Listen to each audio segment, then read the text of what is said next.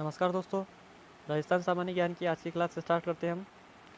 तो दोस्तों हम पढ़ रहे थे अभिलेख और शिलालेख।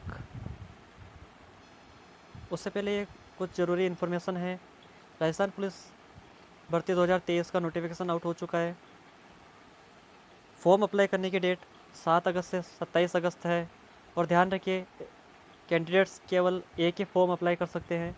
एक से अधिक फॉर्म अप्लाई करने पर आपका फॉर्म रिजेक्ट हो सकता है। तो चलिए शुरू करते हैं आज की क्लास।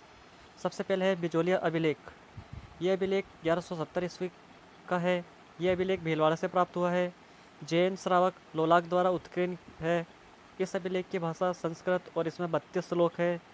इस अभिलेख से सांबर और अजमेर के चौहान वंश की जानकारी मिलती है। अभिलेख में चौहानों की उत्पत्ति वत्स गोत्रीय ब्राह्मणों से बताई गई है।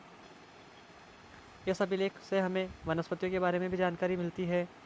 जैन तीर्थ स्थलों के अलावा अन्य तीर्थ स्थलों का भी वर्णन इसमें मिलता है। इस अभिलेख में दान में दी जाने वाली भूमि को डोहली कहा गया है। बिजोलिया के आसपास के पठारी भाग को उत्माद्री कहा गया है। बेनमाल के लिए श्रीमाल, जालोर के लिए जाबालीपुर, नाडोल के लिए नड्डुल और दिल्ली के लिए दिल्ली का शब्द इस अभिलेख में दिए गए हैं। अब है चेरवा का लेख, जो 1273 ईस्वी का है। यह अभिलेख उदयपुर जिले से प्राप्त हुआ, संस्कृत भाषा में है। इस अभिलेख के रचयिता रत्न प्रभु सूरी थे। समदेश्वर शिलालेख 1428 ईस्वी का लेख है। यह अभिलेख चित्तौड़गढ़ से प्राप्त हुआ है। रचनाकार एकनाथ थे और उत्कीर्णकर्ता विसल थे। रसिया की छत्री का लेख चित्तौड़गढ़ से प्राप्त हुआ है। इस अभिलेख में स्त्रियों की सुंदरता का वर्णन मिलता है। मेवाड़ की प्राकृतिक स्थिति, उपज, वृक्षावली और पक्षियों का वर्णन इस अभिलेख में मिलता है। राजस्थान की वनस्पतियों का वर्णन भी इस अभिलेख में मिलता है। श्रृंगी ऋषि का लेख 1428 ईस्वी। श्रृंगी ऋषि का लेख उदयपुर जिले से प्राप्त हुआ है। इस शिलालेख की भाषा संस्कृत है। रचयिता वाणी विलास योगेश्वर है।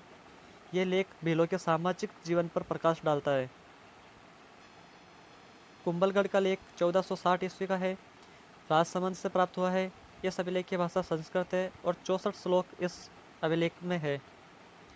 ये मेवाड़ के महाराणाओं की वंशावली को विशुद्ध रूप से जानने का महत्वपूर्ण साधन है। इस लेख में हमीर को विषम घाटी पंचानन कहा गया है। इस लेख से एकलिंग जी के मंदिर और समिधेश्वर के मंदिर के बारे में जानकारी मिलती है। यह लेख चित्तौड़गढ़ के वैष्णवों का तीर्थ स्थान होने का उल्लेख करता है। इस लेख से दास प्रथा, आश्रम प्रथा, धर्मशाला, तपस्या, यज्ञ, शिक्षा व्यवस्था आदि के बारे में जानकारी मिलती है। रणकपुर का लेख 1439 ईस्वी का है और इसकी भाषा संस्कृत व लिपि नागरी है। कीर्ति स्तंभ प्रशस्ति 1460 ईस्वी में चित्तौड़गढ़ से प्राप्त हुई। एकलिंग जी के मंदिर की प्रशस्ति 1488 ईस्वी की है। शांतिनाथ मंदिर का लेख 1526 ईस्वी में राजस्थानी शिक्षा पद्धति का उल्लेख करता है। राज प्रशस्ति 1676 ईस्वी। प्रशस्तिकार रणछोड़ भट्ट थे। उत्कीर्णकर्ता गजधर, मुकुंद, अर्जुन, सुखदेव, केशव, सुंदर, लालो, लखो थे। भाषा संस्कृत है। राजसमंद में 25 शिलाओं पर स्थित है, जिसे नौ चौकिया कहा जाता है। 1615 ईस्वी की मेवाड़ मुगल संधि का इसमें उल्लेख किया गया है। भाबरू बेराट का शिलालेख 1686 ईस्वी का है। जयपुर में स्थित विराट नगर की बीजक पहाड़ी पर यह शिलालेख उत्कीर्ण है। यह पाषाण लेख भी कहलाता है। पाली व ब्राह्मी लिपि में लिखा हुआ लेख है। इस शिलालेख को 1840 ईस्वी में कैप्टन बर्ट ने कटवाकर कलकत्ता के संग्रहालय में रखवा दिया है। चीनी यात्री हेनसांग ने भी इस स्थल का वर्णन किया है। सारण का लेख 1580 ईस्वी का है, जो सती प्रथा के प्रचलन का उल्लेख करता है।